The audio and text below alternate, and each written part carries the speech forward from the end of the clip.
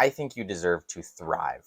I think you deserve a ton of success. But if we're about to head into a downturn in the market, how in the world are we going to make that happen? Well, why don't we go ahead and dive into that topic, take a look at what some options are for at least starting a strong foundation going into a potential down running economy. Okay, what should you do in a down market?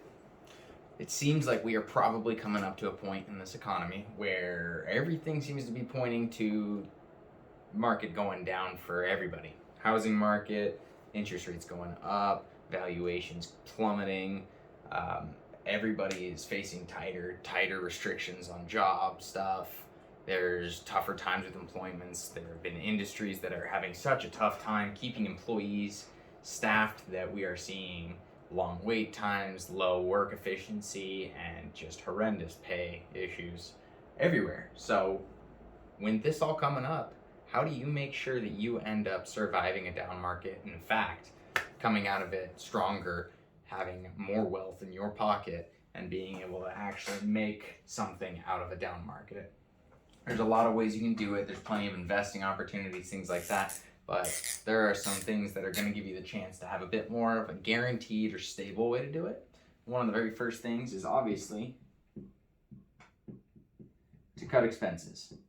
Okay, so anything that is not absolutely essential is not key to you getting by, is not key to you at least mentally, health-wise, surviving, day to day, getting through things, or definitely when we're talking about food, rent, utilities, things like that. Those are expenses that you need to have.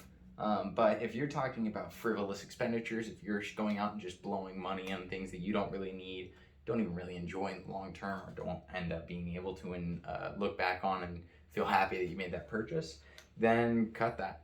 You don't need to spend on it anymore, and that's going to save up a lot of money for plenty of people out there. So keep that in mind. Number two is take a look at what you're doing with your savings account. So there's kind of two really good options for that. There is high yield savings. High yield savings accounts are really great for short term liquidity access. So if you need to potentially have access to that money very quickly, but have a little window where you can kind of have it in that high yield savings account, or you just have your pool of emergency fund, you want to keep that totally accessible. A high yield savings account is a great spot to do it. I see a lot of advertisements lately for things like Ally, SoFi. I actually use SoFi. There's a bunch of different options out there. I'll include a referral link for SoFi down there, but please take a look at all of the accounts that you can look at out there for high yield savings account. There's a lot of great ones, and they all have little bells and whistles that make some of them stand out and maybe fit your needs a little bit better. But just to give an example, if you go with the SoFi one, I know right now they're about 3.75% interest rate, right? Which is pretty killer. That's already a tough rate to try and beat in a down market for a lot of investments, right? And that 3.75% broken down onto a daily basis does compound daily in that bank account. So even if we're talking about you having your emergency funds in there for a low amount of emergency funds, and then cash that you end up turning over, being able to put it in there during payday and then only have in there for a couple days or weeks at a time before it gets spent, you still get some compounded interest on it. So that goes a long way to just kind of adding up in the long term, giving you a stronger performance through a down market, and hopefully giving you the ability to come out of the other side ahead of where other people are at in the down market. So those are two things: expenses, high yield savings account. There's another version of the high yield savings account, which is really banking on yourself. And a lot of people talk about this being like the concept of like infinite banking. But I like to think of it as savings on steroids. I can do a whole thing on this, but this is utilizing whole life insurance policies. There's a couple different versions of life insurance policies that you can use these for too, depending on your end goals. But just as far as getting a great opportunity to use effectively a system of what is a savings account on steroids, you can utilize this as well, have all the same liquidity as the high yield savings account, but one of the great benefits to it is you get to make your dollar work for you in more than one area, right? So you can have one, two, or even three things that your dollar is doing all at the same time, as opposed to with a high yield savings account. Second you pull your money out of your savings account and spend it on something, it's gone, right? So an emergency comes up, that money's gone. With a banking system through a life insurance policy, that money's not gone. It doesn't disappear. I'll talk about a lot more of that type of stuff in a different video and really dive into the ins and outs of a savings account on steroids, but that is something to keep in mind. And now the other idea really is I mean, besides expenses, your savings, there's also always the fact that you can look for additional cash flowing assets. Okay, now this can be as simple as investing in, rental real estate property, which is usually for most people a little bit of a bigger investment, but that's one option. There's things like going into Turo or Airbnb, but you can look at other things. I mean, you can have the idea of subletting portions of an apartment you're renting, or if you are a homeowner, you can rent out certain rooms. So there's lots of little ways to find things like that, or just to work extra jobs. Now, I'd say in order of priority, go for cash flowing assets because they don't require your time as much, right? Especially in the long term, the goal with a cash flowing asset is to say, I paid for this on an investment mindset, and it brings cash to me without me needing to work it. So it's not an extra job, it's just an asset, right? But there is, of course, just additional freelance work or additional work.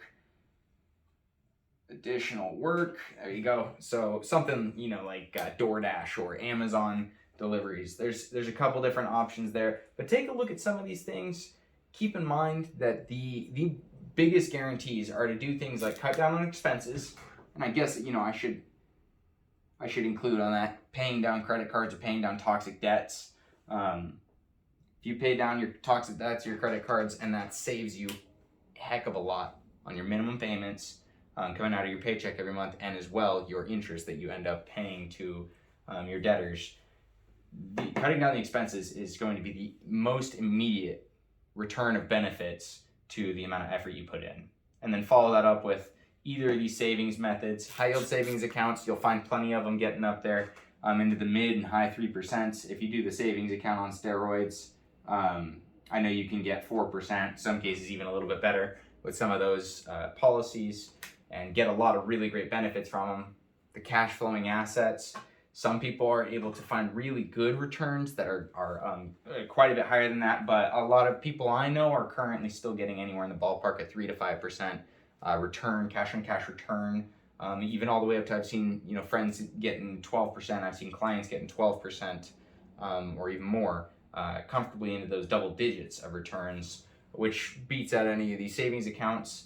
But it really depends on what you have available to you resource-wise, time-wise, and knowledge base-wise. So really grow those things.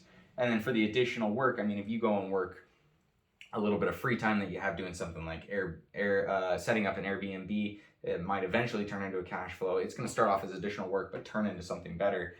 Or you can do something like DoorDash or Amazon package deliveries, things like that. And if you just have the extra time that you could dedicate to it, you only have so much time, right? But if you do have the extra time to fill, you're not working a full-time job already, things like that, then that's another way for you to greatly increase your income during that time, and hopefully roll that into these things. So take that money and start putting it into some secure places where it's liquid and accessible, or start parking it into some places where you can really start generating that cash flow. I mean, my favorite method is to take everything from your banking stuff and throw it into cash flowing assets, right?